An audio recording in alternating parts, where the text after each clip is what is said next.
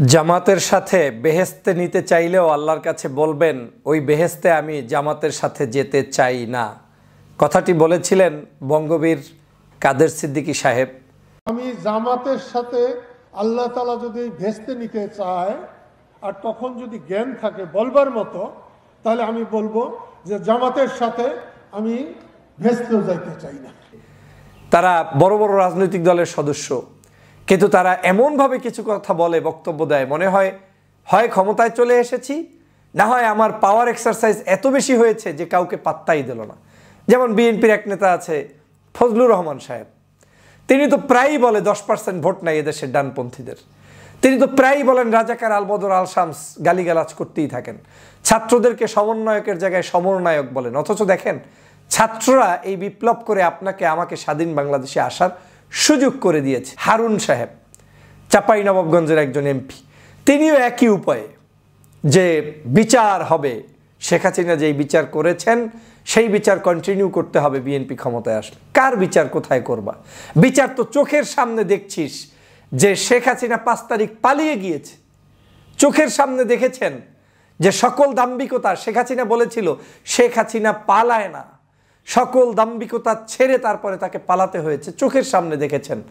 আজ আবার আপনারাও বলছেন জামাত এরপরে অন্যান্য এদেরকে বিভিন্নভাবে বিচার করবেন। কার বিচার কে করে? কিন্তু সেই কাদের সিদ্দিকী সাহেবকে আল্লাহ পাক দুনিয়াতেই সাক্ষাতের ব্যবস্থা করলেন জামাতের ইফতার মাহফিলে। বেহেশত তো আরও অনেক দেরির সংবাদ। টাঙ্গাইলের একটি বিশেষ ইফতার মাহফিল যেটা জামাতের ব্যানারে অনুষ্ঠিত হয়েছে, সেই ব্যানারে আমরা দেখতে পেয়েছি সারা বাংলাদেশের বিভিন্ন পত্রপত্রিকায় রিপোর্ট এসেছে বঙ্গবীর কাদের সিদ্দিকী সাহেব সেই অনুষ্ঠানে উপস্থিত হয়েছেন।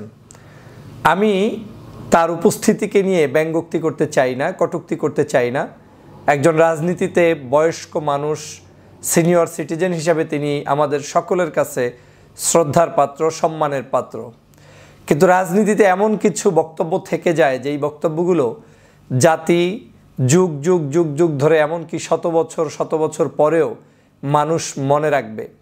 শব্দচয়নের ক্ষেত্রে তিনি যখন বলেছেন যে জামাতের সাথে আমি বেহেশতে যেতে চাই না, আল্লাহর কাছে বলবো যে আমি বেহেশতে ওই বেহেশতে যেতে চাই না যেখানে জামাত আছে। সেই জামাতের সাথে একত্রে সে বেহেশতে যাবে না।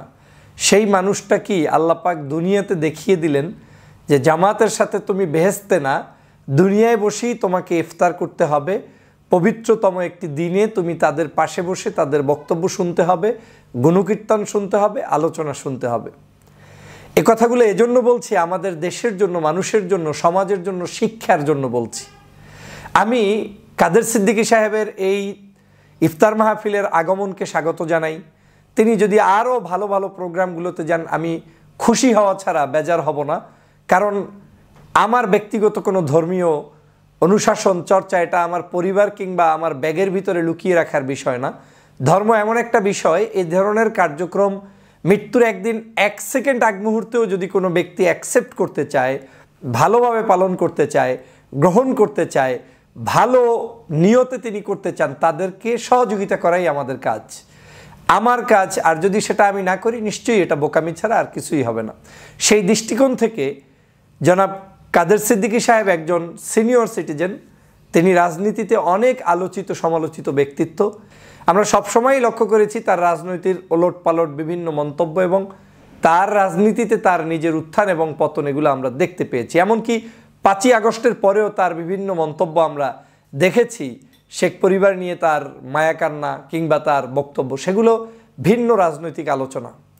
কিন্তু দেখেন, দুনিয়ায় জীবিত থাকা অবস্থায় মৃত্যুর আগেই আল্লাহ তার শাস্তি হিসেবে কি দেখিয়ে দিলেন যে তুমি জামাতের সাথে, যে জামাতের সাথে বেহেশতে যেতে রাজি না, সেই জামাতের সাথে আমি তোমাকে ইফতার করিয়ে দিলাম। বেহেশতে যাওয়া তো অলমোস্ট হয়েই গেল আপনার।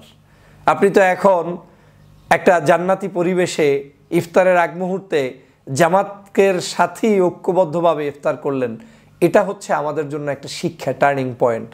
আওয়ামী লীগ কিন্তু এই স্বৈরতন্ত্র সবসময় করত।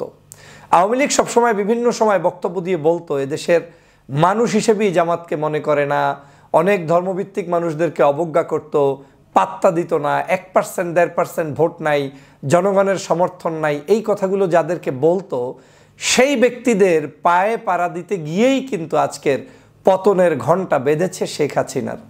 এবং এই শেখ হাসিনাকে আমি দেখেছি, শুনেছি, জানছি, বিভিন্ন ইতিহাসে পড়েছি যে তারা এই বাংলাদেশি যাদেরকে ফাঁসির কাস্টে লটকিয়েছিল তাদেরকেই কিন্তু পাও হাত ধরে আন্দোলন করে, সংগ্রাম করে একত্রে তাদের সাথে নির্বাচন পর্যন্ত করেছে, যুগোৎপদ আন্দোলন পর্যন্ত করেছে।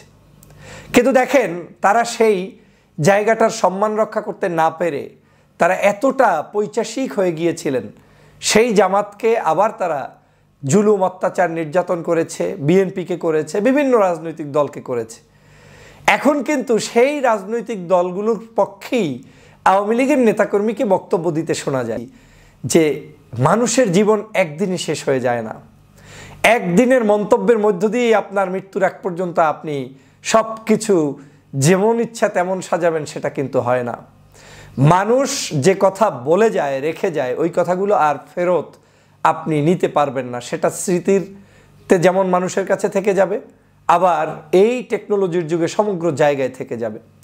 আমি এই যে আমাদের কাদের সিদ্দিকী সাহেবের মন্তব্য এবং আওয়ামী লীগের বিভিন্ন নেতাকর্মীদের মন্তব্য এবং বক্তব্য থেকে আমাদের বাংলাদেশের রাজনীতিবিদদের শেখার আহ্বান জানাই।